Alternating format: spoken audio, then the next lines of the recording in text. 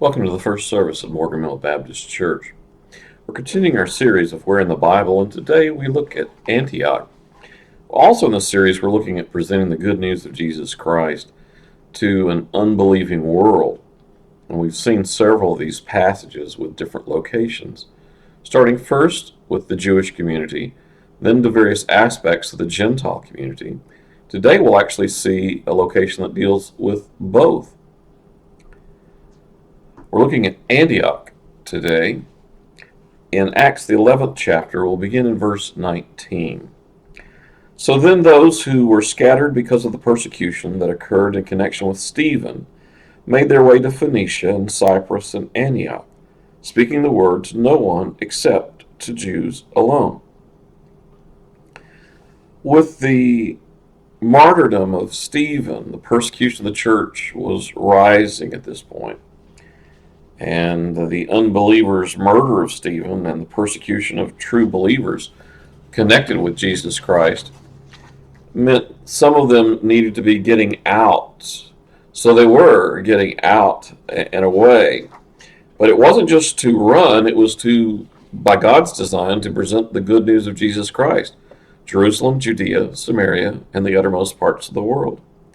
In presenting the good news, the gospel, there are those who are willing to persecute Christians to stop them from presenting the good news of Jesus Christ.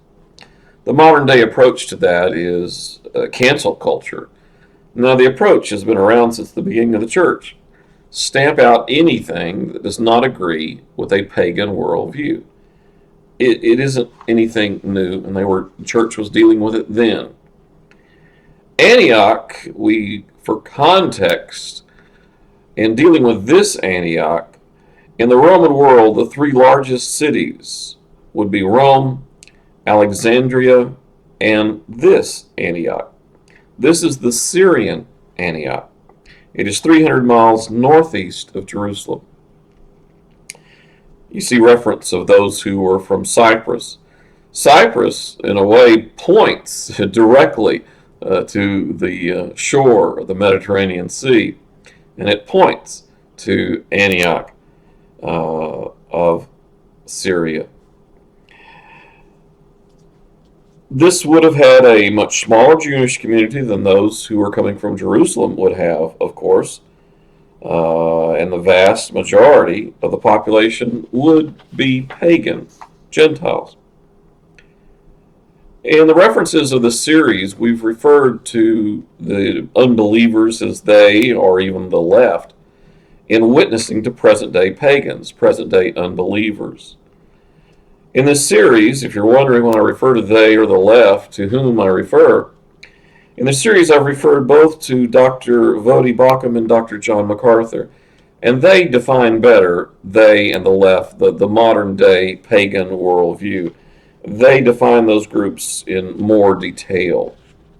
Now, I have tried to cover also challenges, areas of prayer concern, of First Amendment freedoms to witness and worship in the context of government and journalism, education, and even in churches and denominations. So really no one group is involved in that. It's just presenting the good news of Jesus Christ to unbelievers. All unbelievers are the mission field for the church first in Jerusalem, Judea, Samaria, and the uttermost parts of the world. The first group presented this passage presented the good news to the Jewish community. Why?